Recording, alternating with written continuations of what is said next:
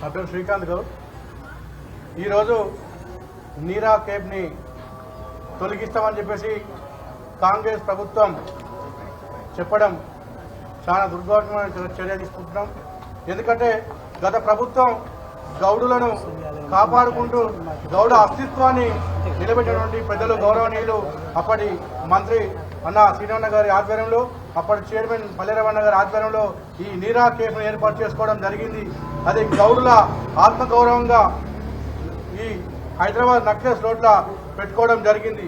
ఈ కుట్రలను కాంగ్రెస్ ప్రభుత్వం గౌడుల ఆత్మగౌరవాన్ని దెబ్బతింటే రాష్ట్రం మొత్తం అగ్నిగుండంగా తయారు చేస్తామని చెప్పేసి ఈ నీరా కేఫ్ నుండి మేము హెచ్చరిస్తా ఉన్నాం.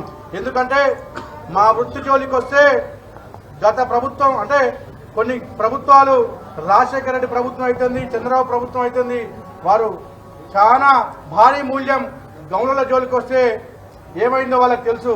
అయ్యా రేవంత్ రెడ్డి గారు, మీరు మా జోలికి వస్తే రాష్ట్రం మొత్తం అతలాకుతలం చేస్తాం, మీ ప్రభుత్వాన్ని పడగొడతాం. గౌరవం అంటే ఈ రాష్ట్రంలో మేము లేనిది ఈ రాష్ట్రం నడుస్తలేదు. ఈరోజు ఎక్సైజ్ శాఖ మాది, మా శాఖను మీరు ఎవరికి ఇచ్చిండ్రో ఒకసారి మీరు తెలుసుకోవాలి. ఏం గౌరవం అంటే ఆట ఆడుకుంటున్నావా? రేవంత్ రెడ్డి, నువ్వు ఏమనుకుంటున్నావో మా జాతి బిడ్డల తెరువు వచ్చిన, మా జాతి అస్తిత్వం, మా నీరా తెరువు వచ్చిన ఈ రోజు ఈ నీరా కేంద్రం నుంచి మీకు మేము హెచ్చరిస్తూ ఉన్నాం. రాబోయే రోజుల్లో మేము ఏం చేయాలో ఈ రోజు ఇక్కడ కార్యాచరణ మేము సిద్ధమవుతా ఉన్నాం అని తెలియజేస్తా ఉన్నాం.